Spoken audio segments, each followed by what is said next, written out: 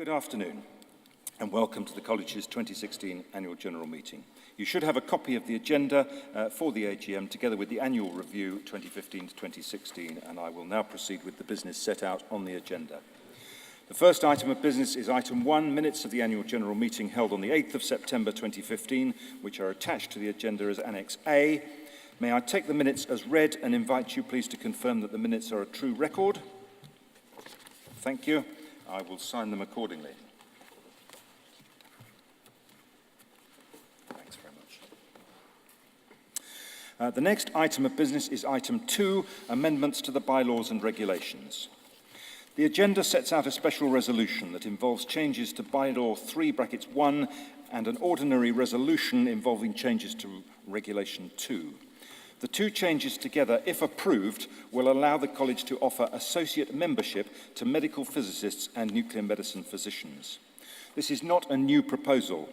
The suggestion of offering some form of college membership to different groups of professionals whose work is closely related to either radiology or clinical oncology has been discussed by Council on several occasions in recent years.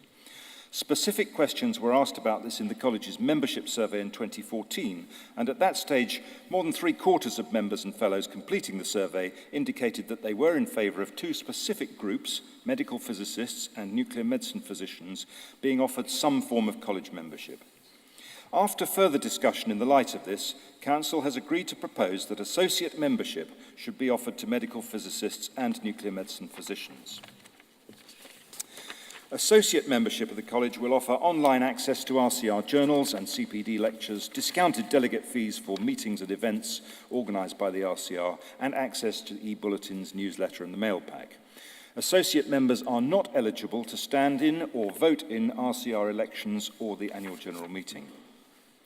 We believe that this move would enhance external perceptions of the College and would increase our influence with policymakers. The full background to this proposal and further details are explained in the Case for Change and the Q&A document that are on the College website, and there is more information in the explanatory notes that can be found in Annex B of your agenda pack.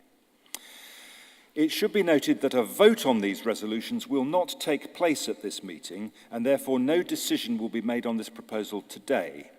Regulation 9(J) states that resolutions to change the classes of membership of the College shall not be subject to a vote at the General Meeting at which the resolution is proposed, but the vote shall be taken after the conclusion of the General Meeting among all members entitled to vote.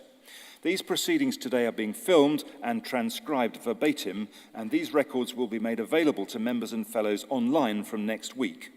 A ballot will be dispatched by the end of the week commencing the 19th of September to all members and fellows eligible to vote by Electoral Reform Services, who will act as independent scrutineers, by email where possible, and by post for those members for whom we do not have email addresses. Everyone will be invited to peruse the proceedings of the AGM before casting their vote. The deadline for voting is 5 p.m. on Thursday, the 13th of October 2016, and the results will be published on the RCR website after that date. It should be noted also that of those voting, a 2/3 majority in favour is required to pass an amendment to the bylaws. As these changes will be presented as a package, the resolutions will only be passed if this majority is achieved. If the resolutions are passed, the College will seek approval from the Privy Council in order to amend the bylaws. The College has been in communication with the Privy Council office to develop a form of words which is likely to be acceptable. The Privy Council office has indicated that its advisers have confirmed that they are content with the revised bylaw in the form in which it has been put to this meeting. I'm happy to take questions from the floor about these proposed resolutions, which will form part of the record of the meeting, so please, if you do want to ask a question, could you wait for a microphone and then identify yourself before asking the question.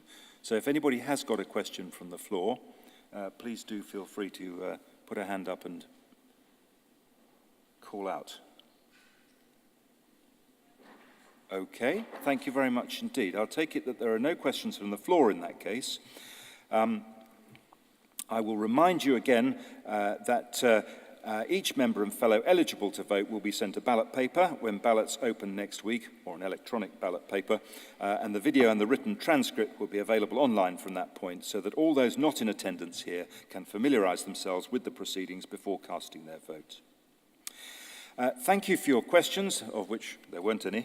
I will just remind you that this item remains adjourned now until the end of the ballot, and I'll move on to the next item on the agenda.